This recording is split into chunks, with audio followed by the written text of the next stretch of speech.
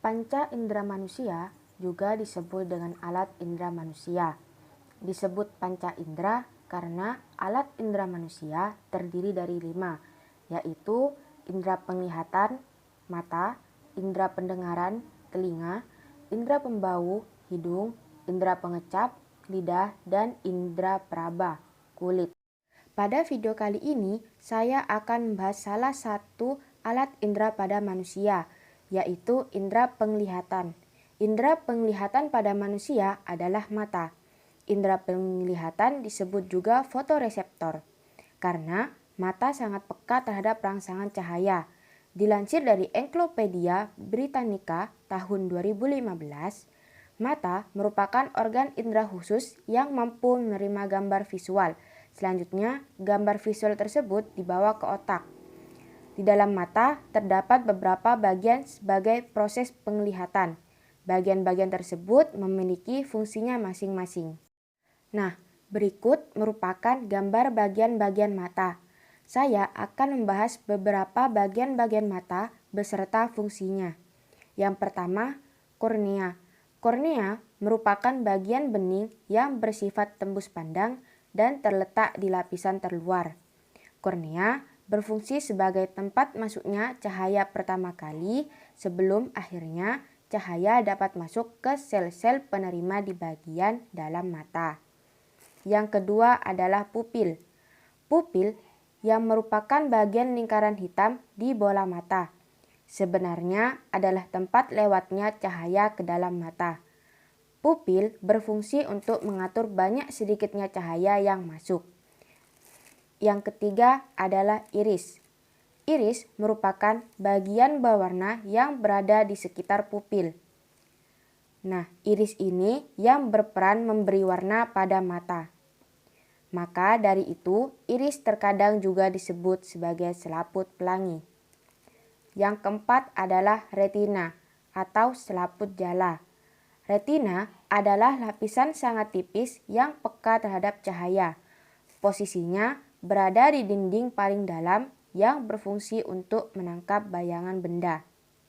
Retina ini mempunyai reseptor cahaya yang bernama sel batang atau basilus dan sel kerucut atau konus. Yang kelima ada sklera atau selaput putih. Sklera adalah bagian dinding putih mata. Sklera ini berfungsi untuk melindungi struktur mata dan membantu mempertahankan bentuk mata. Yang keenam adalah lensa mata. Lensa mata adalah bagian yang bersifat lunak dan transparan. Posisinya berada di belakang iris. Lensa mata berfungsi untuk mengumpulkan dan memfokuskan cahaya agar bayangan suatu benda dapat jatuh di tempat yang tepat. Yang ketujuh ada saraf optik.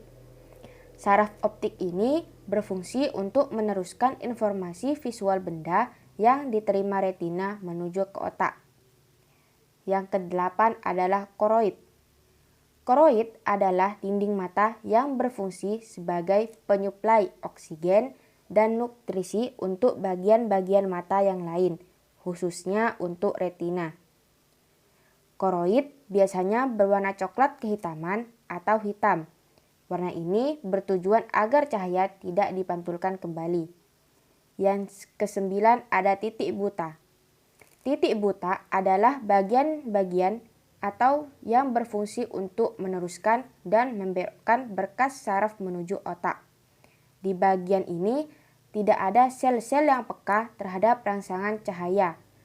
Sehingga ketika ada bayangan-bayangan benda yang jatuh ke titik ini, kita tidak akan. Lalu, bagaimana cara kerja mata? Bagaimana proses melihat?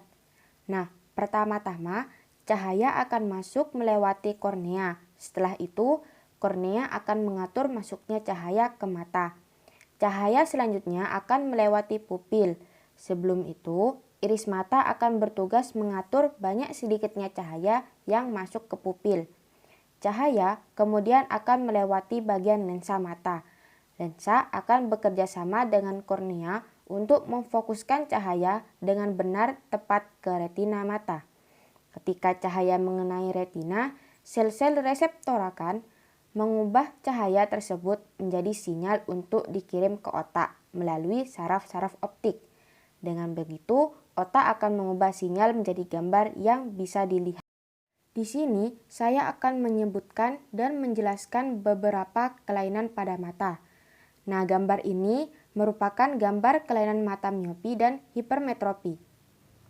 Miopi atau rabun jauh, yaitu kelainan pada mata di mana bayangan yang dibentuk oleh lensa jatuh di depan retina. Kelainan ini terjadi karena lensa mata terlalu cembung atau garis tengah mata panjang. Kelainan ini dapat ditolong dengan menggunakan lensa negatif. Selanjutnya, ada hipermetropi atau rabun dekat, yaitu kelainan mata di mana bayangan yang dibentuk oleh lensa jatuh di belakang retina. Kelainan ini terjadi karena lensa mata terlalu pipih atau garis tengah mata pendek. Kelainan ini dapat ditolong dengan menggunakan lensa positif. Gambar ini merupakan contoh gambar kelainan mata presbiopi, yaitu kelainan pada mata karena tidak elastisnya lensa mata untuk berakomodasi. Penderita ini biasanya menggunakan lensa ganda, yaitu lensa positif dan lensa negatif. Kelainan mata selanjutnya ada rabun senja. Ini karena defisiensi vitamin A. Akibatnya, penderita kesulitan melihat benda saat terjadi perubahan dari terang ke gelap atau saat senja. Yang terakhir ada katarak, yaitu mengeruhnya lensa mata yang dapat disebabkan oleh kekurangan vitamin B atau juga faktor usia. Nah, sampai di sini saja penjelasan saya tentang indera penglihatan. Wassalamualaikum warahmatullahi wabarakatuh.